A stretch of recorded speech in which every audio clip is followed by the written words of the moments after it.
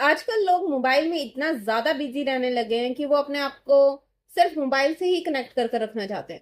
ना ही अपनी फैमिली को टाइम दे पाते हैं, ना ही किसी को। घर पर आते हैं, बाहर काम करते हैं तो बाहर ठीक है, लेकिन घर पर आते हैं तो सिर्फ मोबाइल। तो मोबाइल से इतना भी मत जुड़िए कि आपके रिश्ते सब खत्म हो जाए।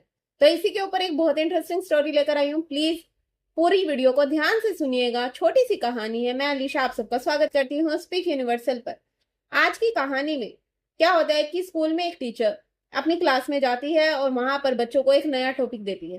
कहती है कि आज तुम्हारे लिए एक नया टॉपिक है, इस टॉपिक पर अपनी बातें लिखनी है, तुम्हें शेयर करनी है। टॉपिक है माई विश।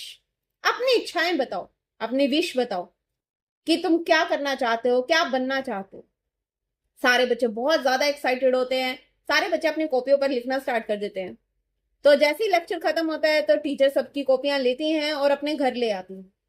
घर सारा काम निपटाने के बाद वो फुर्सत में आराम से रात को बैठकर वो कॉपियां चेक करती हैं। तो वन बाय वन जैसे ही सबकी इच्छाएं पढ़ रही होती है तो स्माइल भी आती है, पढ़ती रहती है, चेक करती रहती है। तो अचानक से एक कॉपी आती है जिसे पढ़कर वो बहुत ज्यादा जोर से रोने लग जाती है। उसे रोता देखकर उसके हस्बैंड उसके पास आते हैं और कहते हैं कि तुम इतना रो क्यों रही।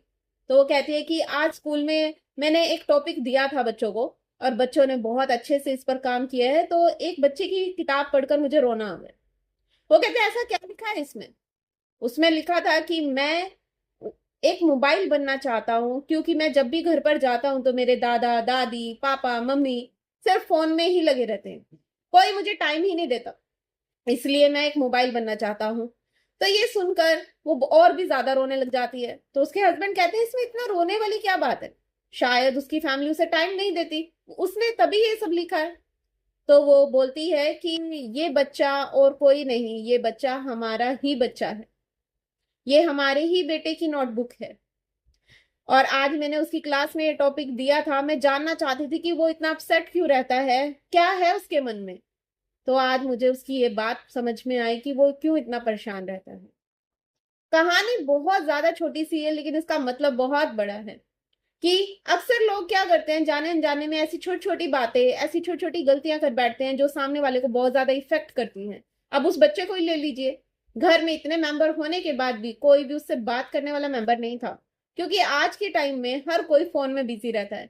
हर कोई अपना सारा टाइम फोन को देता है। जबकि सच बताऊं तो इंसानों की वैल्यू नहीं है, फोन की वैल्यू ज्यादा हो गई है। जो इंसान तुम्हारे पास है हम उसको वैल्यू नहीं देते और हम फोन को वैल्यू देते। तो इसीलिए कहानी बहुत छोटी सी है, पर ये हमें ये सिखाती है कि जैसे इस बच्चे के दिल पर इतनी बड़ी बात बैठ गई, ऐसे ही किसी के भी दिल पर ये बात हावी हो सकती है। तो आप इस बात को समझिए, और जिसके भी घर में ऐसी बातें हो रही है अपने बच्चों को समझिए कि क्या आपके बच्चे भी आपसे सिर्फ टाइम मांग रहे हैं।